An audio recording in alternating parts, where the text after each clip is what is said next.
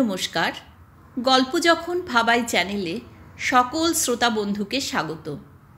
আজকে আমি পড়ে শোনাব প্রতিভা বসুর গল্প খণ্ডকাব্য। গল্প পাঠে আমি ইন্দু। গল্পটা ভালো লাগলে লাইক, শেয়ার, সাবস্ক্রাইব করে পাশে থাকার অনুরোধ রাখলাম। তাহলে শুরু করি আজকের গল্প খণ্ডকাব্য। আমার 14 বছরের বিবাহিত জীবনে আমি কি করুণাকে কোনো দিন অবহেলা করেছি? ছেলে মেয়েদের সুখ দুঃখ সম্বন্ধে কোনো দিনও কি নিশ্চেতন ছিলাম? কিন্তু তবু কেন সংসার আমাকে শান্তি দিল না? কেন সমস্তটা জীবন একটা দুর্নিবার তৃষ্ণা নিয়ে জীবনের মধ্যাহ্নে এসে এত বড় একটা দুঃখের সৃষ্টি করলাম? এত বড় একটা অন্যায়, এত বড় একটা অপরাধের বোঝা মাথায় তুলে নিলাম। আমি কি চেষ্টা করিনি নিজেকে ছাড়িয়ে আনতে? করুণার প্রতি যাতে কোনো রকম অকর্তব্য না হয়, তার জন্য কি নিজের সমস্ত সুখ দুঃখের বিরুদ্ধেও আমি লড়াই করিনি? তাছাড়া করুণাকে কি আমি ভালোবাসি না? এই 14 বছরের সাহচর্য কি আমার মনে একটা গভীর মমতার আসনও পেতে রাখেনি? কিন্তু তবু আজ আবার এতদিন পরে আমি তাঁকে দেখলাম তিনি তাঁর সেই চিরপরিচিত মধুর ভঙ্গিতে দাঁড়িয়ে আছেন চৌরঙ্গীর কোনো এক স্টপে। উস্কো খুস্কো চুল, অযত্নে পরিপাটি একখানা রঙিন শাড়ির আবরণ, রোগা ছিপছিপে লীলায়িত শরীর, আর সেই প্রখর ব্যক্তিত্বশালী তীক্ষ্ণ আর স্নেহমেশা উজ্জ্বল দুটি চোখ। ভাবিনি কথা বলবো, কিন্তু আমার অচেতন আমাকে টেনেছিল। আমি মূর্ছিতের মতো তাঁর কাছে গিয়ে মাথা নিচু করে দাঁড়ালাম। মাথার কাপড়টা খসে গিয়েছিল। অভ্যস্ত হাতে সেটা তিনি মাথার উপর টেনে নিলেন। মনে হলো মুহূর্তের জন্য তাঁর মুখে একটা নরম লাল আভা ছড়িয়ে পড়ল। ঈষৎ সলজ্জ মুখে মৃদু গলায় বললেন, কেমন আছেন? ঠিক 2 বছর পরে এই আমাদের আবার দেখা। আমার গলায় কথা আসছিল না। অফিস ফেরটা অবিন্যস্ত চেহারা সম্বন্ধে একটু সচেতন হয়ে নড়ে চড়ে দাঁড়ালাম। জবাব না দিয়ে একটু সময়ের জন্য তাঁর মুখের ওপর আমার চোখ রাখলাম। চলিত অর্থে করুণা কি ওর চেয়ে অনেক সুন্দর নয়? চিরকাল শুনেছি সৌন্দর্যই পুরুষের মনকে বিচলিত করে। সৌন্দর্যের তৃষ্ণাই পুরুষের চিরন্তন নেশা। কথাটার অসারতা সম্বন্ধে মনে মনে নিঃসংশয় হলাম। অবাধ্য চোখ সে, মুখ থেকে সরতে চাইছিল না। শাসন দিয়ে তাকে নত দৃষ্টি করলাম। রুমালে মুখ মুছে অতিরিক্ত সহজ হয়ে বললাম, কি ভাগ্য কতকাল পরে আপনার দেখা পেলাম। সেন কোথায়? কেমন আছেন? না, ওর শরীরটা ভালো নেই, আলসারে কষ্ট পাচ্ছেন। ও, একটা ইঞ্জেকশন কোথাও পাওয়া যাচ্ছে না, খুঁজে খুঁজে বেড়াচ্ছি। আমি কি কোনো কাজে লাগতে পারি? না, আর আপনাকে কত কষ্ট দেব?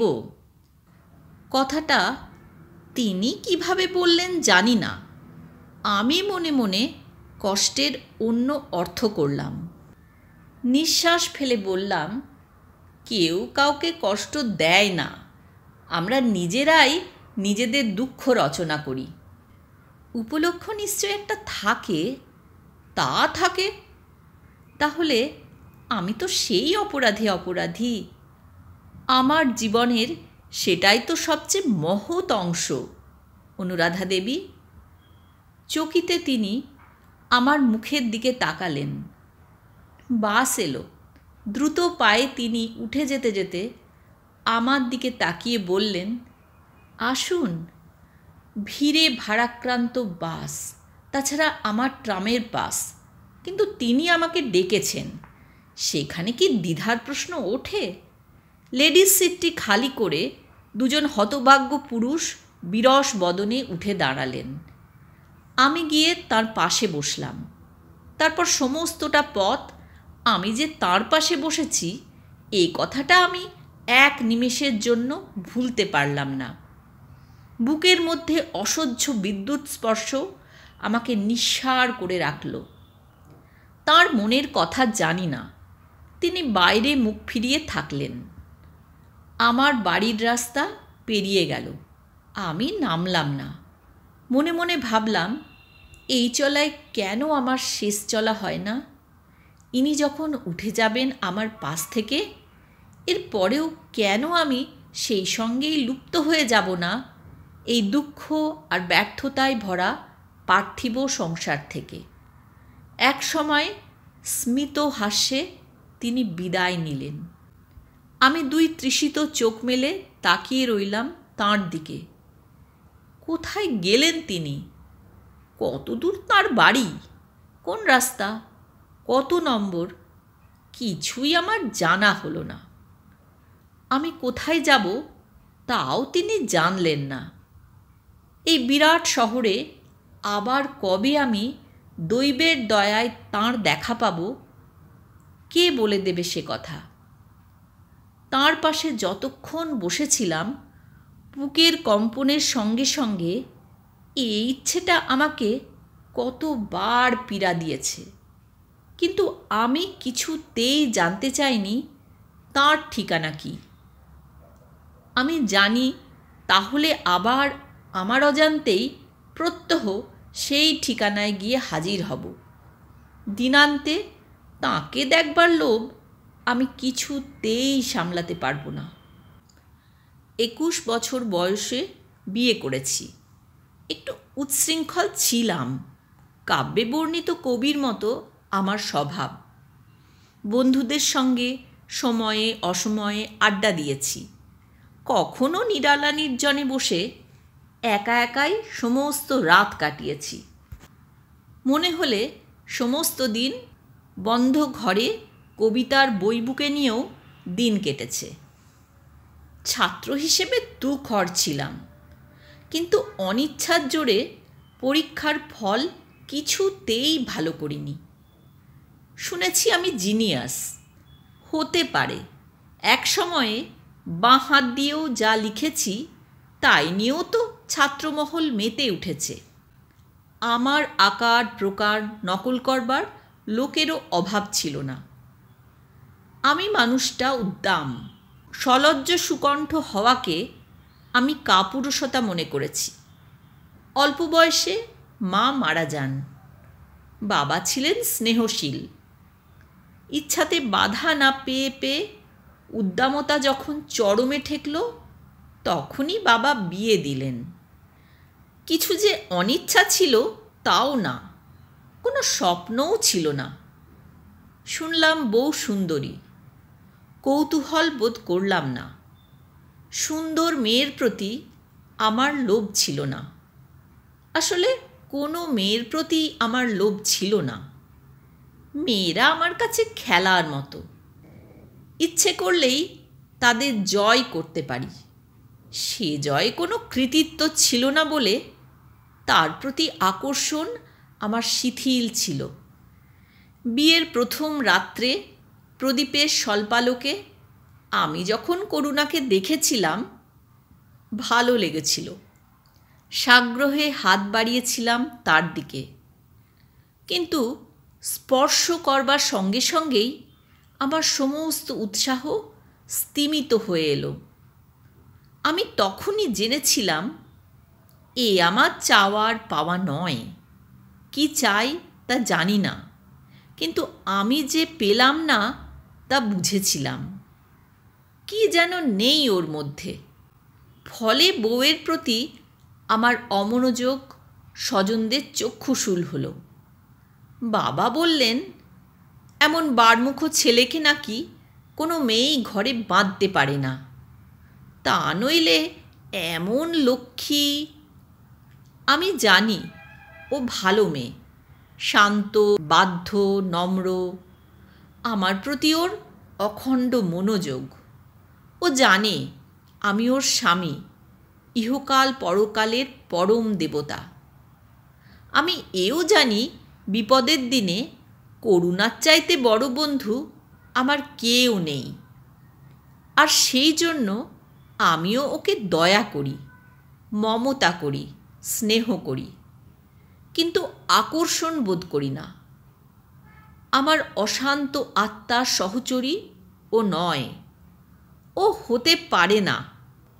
ওর মধ্যে আমাকে আকর্ষণ করবার মতো তিলোত্তম শক্তিও নেই। কিন্তু করুণা অসুখী হলো না, বরং ওর মনে হয়েছিল স্বামী ভাগ্যে ও কোনো কোনো মেয়ের ঈর্ষাভাজনই হতে পারে। স্বামী সম্বন্ধে কয়েকটা নীতি ওর জানা ছিল। দুশ্চরিত্র হবে না, মদ খাবে না, স্ত্রীকে অকারণে গালিগালাজ করবে না, কিনে কেটে এনে দেবে, সিনেমা থিয়েটারে নিয়ে যাবে। বলাই বাহুল্য, ইচ্ছা না হোক, অনিচ্ছায়ও আমি ওর প্রতি এই কর্তব্যগুলো পালন করতাম। আমি জানি ওকে যে আমার মনটা দিতে পারলাম না, সেজন্যে ওর দুঃখবোধ নেই, কিন্তু আমার আছে। আমি তাই এভাবেই ওকে সুখী করবার চেষ্টা করলাম। পুরুষ মানুষ স্ত্রীলোকের আঁচল ধরা না হওয়াই ভালো, এ উক্তি আমার স্ত্রীর মুখে প্রায়ই শুনেছি। ননদিনীদের সঙ্গে নিন্দাচর্চার আসরে ও প্রায়ই বলতো, পুরুষ মানুষ যতক্ষণ বাইরে থাকে ততক্ষণই নিরিবিলি। কোনো একদিন অভিমান ভরে বলেছিলাম, আমি যত দূরে থাকি ততই তাহলে ভালো। স্ত্রী বিগলিত হয়ে বলল, না গো না, স্বামী সঙ্গের মতো পুণ্য আছে নাকি? পুণ্য? মনটা নিমেষে বিষ হয়ে গেল। আমি কি ওর পুণ্যের কাণ্ডারি হয়েই থাকতে চাই? আমার মুখের পরিবর্তনে ঘাবড়ে গিয়ে বলল, রাগ করলে? না।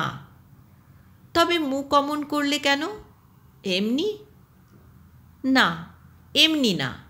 আমি জানি আমাকে তোমার একটুও পছন্দ হয়নি।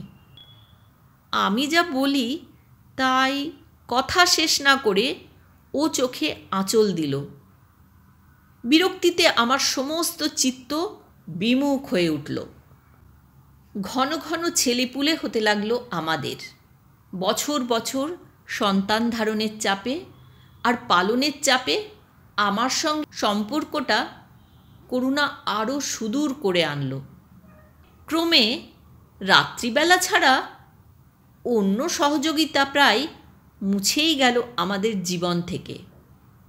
মনে করেছিলাম সাহিত্যিক হয়ে জন্মেছি, বিধাতার প্রচণ্ড আশীর্বাদের অধিকারী হয়েছি, অতএব আমার জীবন অন্য সকলের চাইতে স্বতন্ত্র। আমি আলাদা, আমি অনন্য সাধারণ। আমি কি মিশে যেতে পারি সংসারের ভিড়ে? সহস্র সঙ্গের মধ্যেও আমি একা।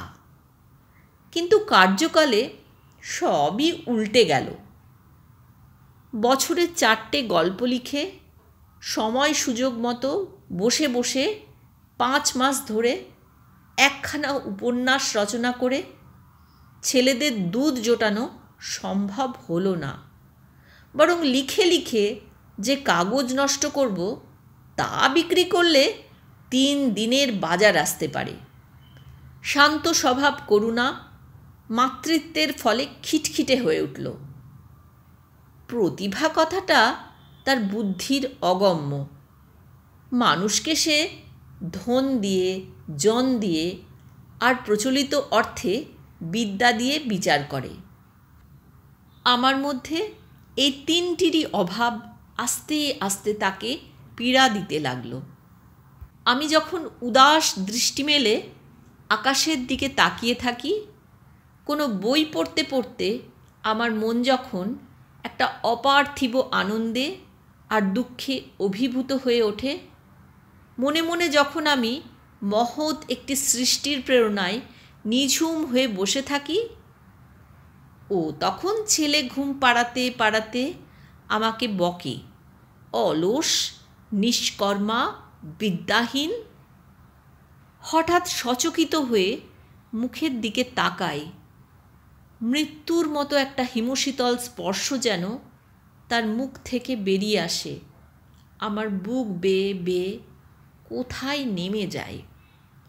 গলা বন্ধ হয়ে আসে, কিচ্ছু বলি না, চুপ করে উঠে দাঁড়াই, জামা গায়ে দিয়ে বেরিয়ে যাই।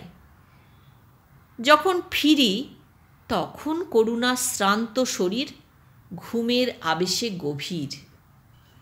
হয়তো আমাদের বছর বছর ছেলেপুলে হতো না যদি করুণার সঙ্গে সম্পর্কটায় আমার মনেরও কিছু যোগাযোগ থাকত। ওর সঙ্গে কথাবার্তার পরিধি আমার এতই সংক্ষিপ্ত ছিল যে বন্ধুতার কোনো অবকাশই আমি সেখানে খুঁজে পাইনি। চেষ্টা করেছি, ফল হয়নি। আমাকেও স্বামী হিসেবেই দেখত, মানুষ হিসেবে নয়। স্বামীর সঙ্গে স্ত্রীর কর্তব্য পালনে সে বিমুখ ছিল না বলেই ছেলেপুলের সংখ্যা একটু বেড়ে গিয়েছিল। ও যদি আমার সঙ্গে একটু ঝগড়া করত, নিজের অস্তিত্বটা জানাবার জন্য যদি তিল পরিমাণ পরিশ্রম করত, তবে যেন আমি কিছু খুঁজে পেতাম ওর কাছে। কিন্তু সে দিকটা ওর বোবা। দোষ ওর নয়, আমারই। আমি সকলের চাইতে অদ্ভুত, ও তো আর সকলের মতোই। হয়তো একজন সাধারণ স্বামীর পক্ষে ওর মতো স্ত্রী পাওয়া নিতান্তই ভাগ্যের কথা হতো। আমার সঙ্গে যুক্ত হয়ে এমন হলো। আসলে বিয়ে করাই আমার উচিত ছিল না, অপেক্ষা করা উচিত ছিল সেই মেয়ের জন্য যার পদক্ষেপে আমার সমস্ত জীবন ফলে ফুলে সমৃদ্ধ হয়ে উঠত, যে সত্যি আমাকে ফোটাতে পারত। মা পাখি যেমন তা দিয়ে তার সন্তানকে ফোটায়, স্বামীকে বিকশিত করতে স্ত্রীরও ঠিক ততখানি উত্তাপেরই প্রয়োজন। এ দুটোই কি সমান পর্যায়ে পড়ে না? জীবনের সমস্ত আনন্দ উপভোগেই কি একজন মেয়ের সংস্পর্শ অপরিহার্য নয়? ভালোবাসাই আমাদের মানুষ করে, তার অভাবে জীবন শুষ্ক, ব্যর্থ। আমি সাংসারিক জীবনে অতি হতভাগ্য, অতি ব্যর্থ। আমার এই ব্যর্থতা সম্বন্ধে আমি সততই সচেতন ছিলাম। আমার কিছুই ভালো লাগতো না। প্রথম ছেলেটির জন্ম আমাকে অনেকখানি শান্তি দিয়েছিল, কিন্তু 2 বছর বয়সে তার মৃত্যু হলো। তখন আমার দ্বিতীয় সন্তান 10 মাসের। পাগলের মতো মেয়েটিকে আমি ভালোবাসতাম। সেই সময়েই আমার জীবনে যেন একটু ভারসাম্য এলো। বাবার শত দাঁত কর্মরানিতেও যা হয়নি, করুণার হাজার কান্নাতেও যা হয়নি, মেয়ের সুখ সুবিধা বিধানের জন্য আমি তাই করলাম। সাধারণভাবে বিএ পাশ করেছি, কাজ পাওয়া সহজ ছিল না। আমি যে অসাধারণ, আমি যে প্রতিভাবান, ঈশ্বর যে আমাকে অন্য সকলের চাইতে আলাদা করে সৃষ্টি করেছেন, সে কথা কেউ বুঝল না।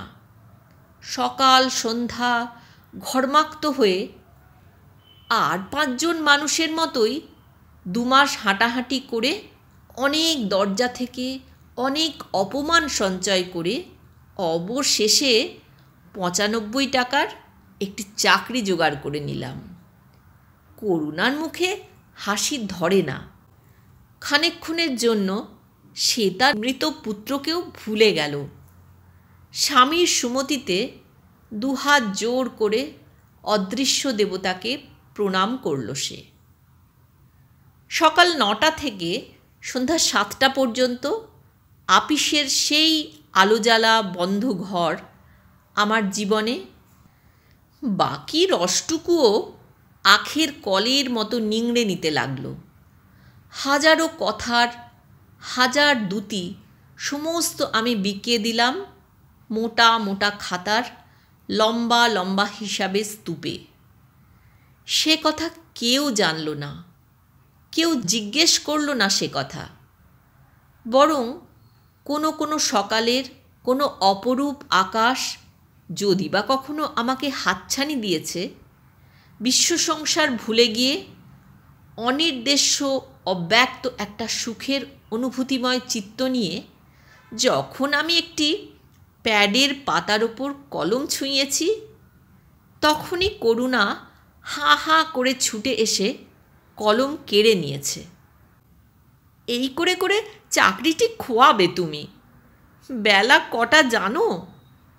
নরম ফুলের আস্তরণে ঢাকা সুগন্ধে ভরা কুঞ্জ থেকে যেন হঠাৎ লক্ষ লক্ষ সাপ এসে আমাকে পেঁচিয়ে ধরল।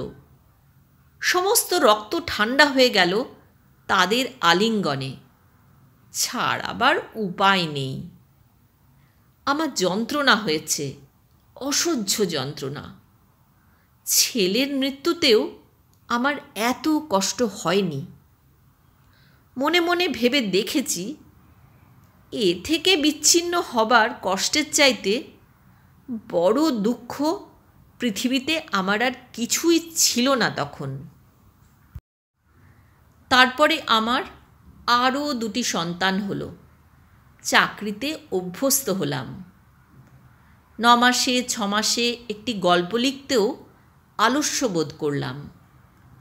তারপর জীবনের সমস্ত শুভ মুহূর্তকে নিয়তির পায়ে বিসর্জন দিয়ে যখন আর্থিক উন্নতির বেশ একটা বড় রকমের চূড়োয় এসে নিঃশ্বাস নিলাম, তখনই আমার সমস্ত জীবনের সেই আকাঙ্ক্ষিত মানুষটি এসে দাঁড়ালেন আমার চোখের সামনে। সেনের সঙ্গে আমার অনেক কালের পরিচয়। চমৎকার লোক। তার মধ্যে আমি আমারই পরিশোধিত সংস্করণ দেখেছিলাম। তিনি ছিলেন ভদ্র, বিনয়ী, অথচ তেজস্বী পুরুষ। আর আমি ছিলাম দুর্বিনীত, দাম্ভিক, কঠোর।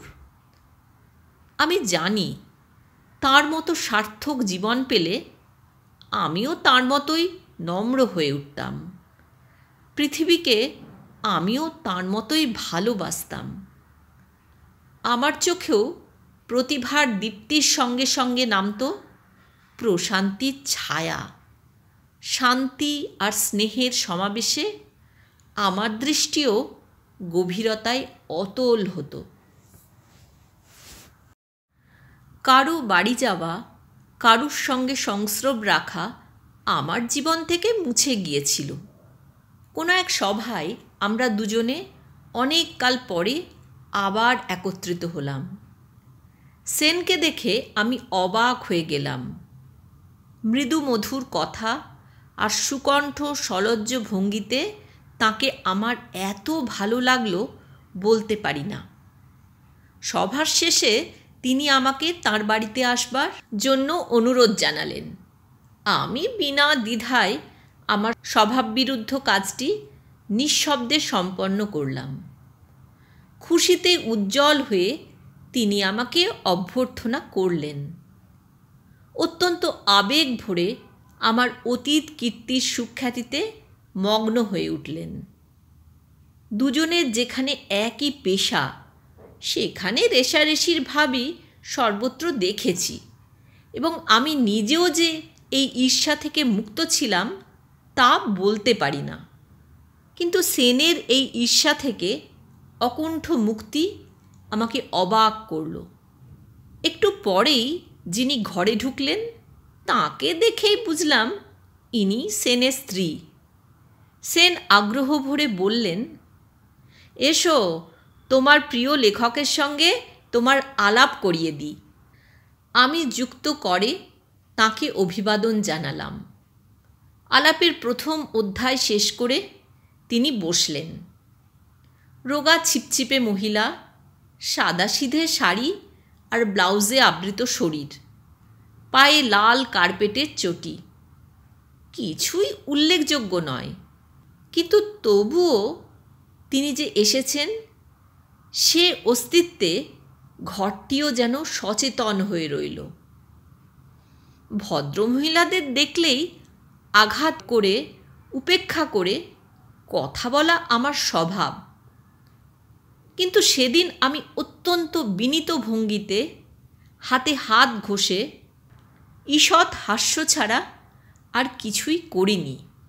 অনুরাধা দেবী অত্যন্ত মৃদু কণ্ঠে দু একটি কথা বললেন।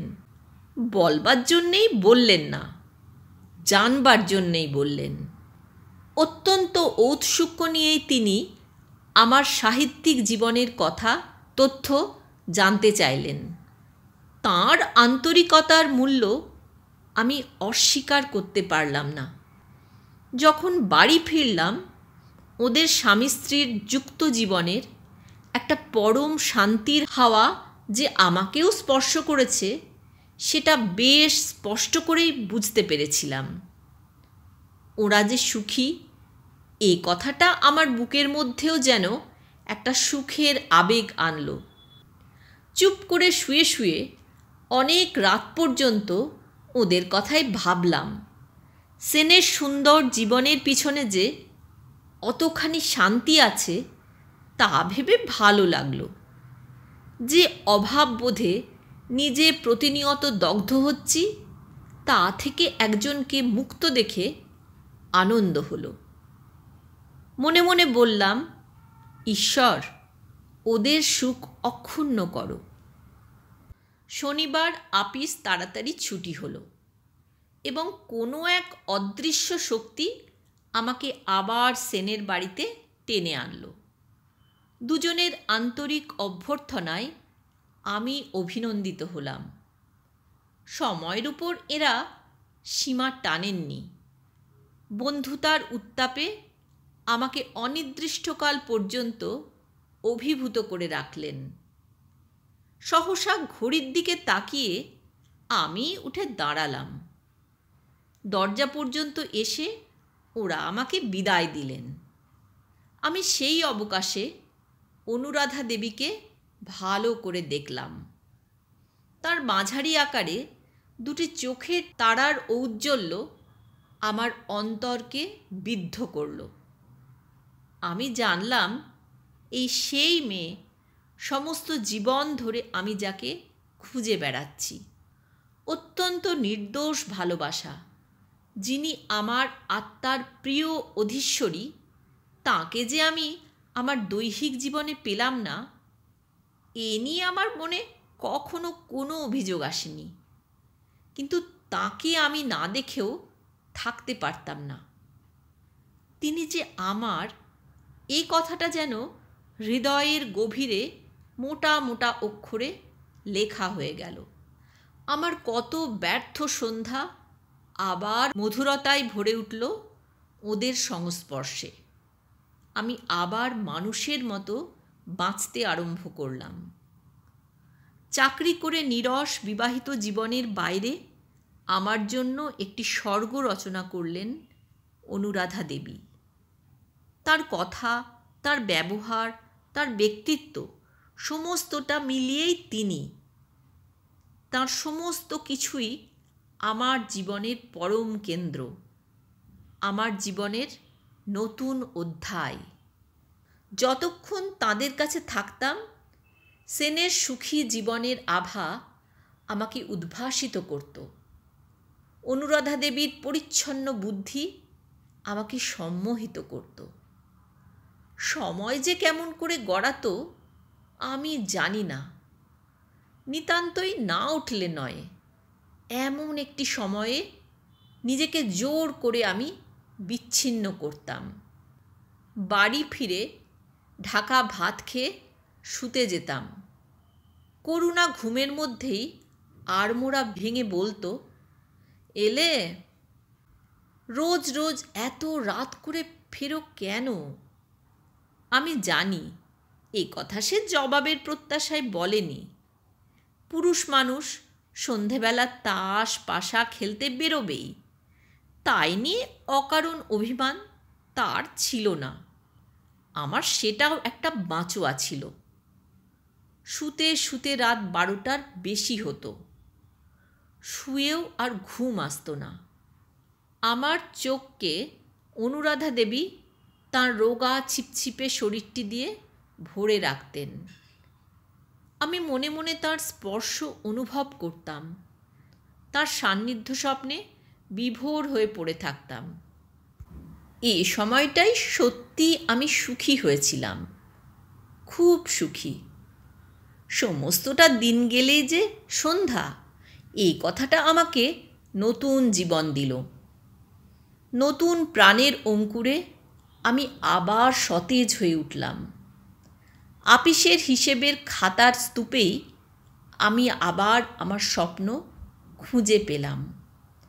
আমার বহুদিনের বিরহ শীর্ণ খাতার পাতা আবার কালো কালির অক্ষরে ভরে উঠল। অনুরাধা দেবীর সাগ্রহ অভ্যর্থনায় পরিপূর্ণ হয়ে উঠল আমার জীবন। শুধু চোখে দেখা আর কাছে থাকা, এর বাইরে আমার ইচ্ছা যেত না।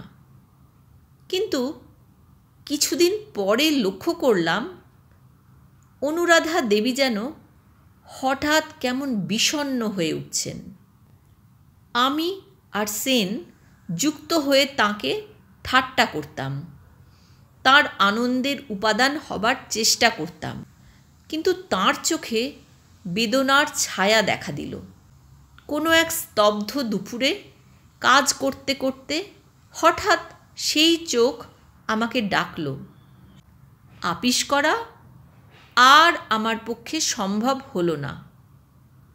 অদম্য ইচ্ছার বেগে আমি বেরিয়ে এলাম রাস্তায়। অনেক ভাবলাম, শাসনের আঘাতে অনেক ক্ষতবিক্ষত করলাম হৃদয়কে, কিন্তু তবু একসময় আমি সেনের সেই অপরিসর বসবার ঘরটিতে নিজেকে আবিষ্কার করে ঘর্মাক্ত হয়ে উঠলাম। বলাই বাহুল্য, সেন বাড়ি ছিলেন না। ঘুমভাঙা চোখে অনুরাধা দেবী উঠে এলেন। আমাকে দেখে মৃদু হেসে বললেন, বসুন। আমি তাকিয়ে রইলাম তাঁর দিকে। ঈষৎ রক্তাভু চোখে কিসের ছায়া। চোখে চোখ পড়তে তিনি মাথা নিচু করলেন। আমার বুকের স্পন্দন দ্রুত হয়ে উঠল। মুহূর্তকাল দুজনে চুপ করেছিলাম। অনুরাধা দেবী বললেন, ভাবছি কোথাও বাইরে যাব।